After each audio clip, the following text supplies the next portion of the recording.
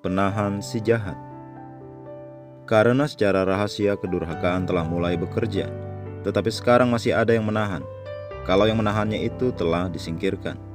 2 Tesalonika 2 ayat 7. Ada 3 yang menahan kejahatan menurut Alkitab. Yang pertama adalah pemerintah. Roma 13 ayat 1-4 mengatakan bahwa pemerintah-pemerintah yang ada ditetapkan oleh Allah dan ada untuk menahan yang jahat. Penahan kedua adalah Roh Kudus. Yesus berkata, dan kalau Ia, Roh Kudus datang, Ia akan menginsafkan dunia akan dosa, kebenaran dan penghakiman. Yohanes 16 ayat 8. Penahan si jahat yang ketiga adalah gereja Tuhan. Yesus berkata kita adalah terang dunia. Matius 5 ayat 14. Dan ketika terang bercahaya, kegelapan sirna.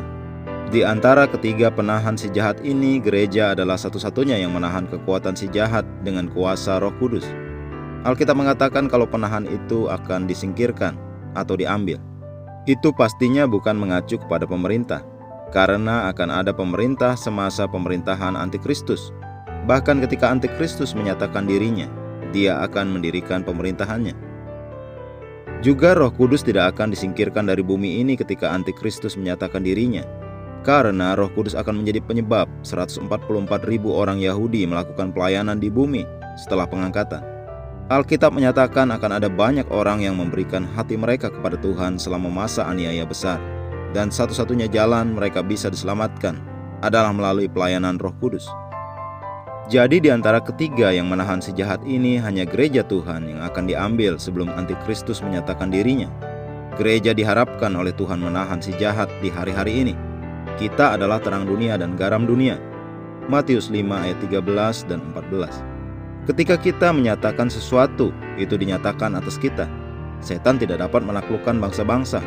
Iblis tidak dapat merajalela dengan kejahatannya pada bangsa-bangsa di dunia ini dan dalam hidup manusia sesukanya, karena kitalah yang menahannya. Kita akan terus menahannya dan memerintah dengan berjaya di dunia ini oleh Yesus Kristus sampai pengangkatan terjadi. Terpujilah Tuhan. Mari kita berdoa. Aku bersyukur Tuhan atas kasih karunia bagi gerejamu, dan kami memerintah oleh kasih karunia dengan kebenaran, menyinari bangsa-bangsa dan hati setiap manusia dengan terang dan kebenaran-Mu. Kami menahan kuasa kegelapan untuk menguasai bangsa-bangsa.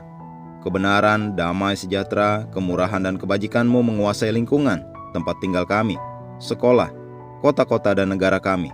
Dalam nama Yesus, amin.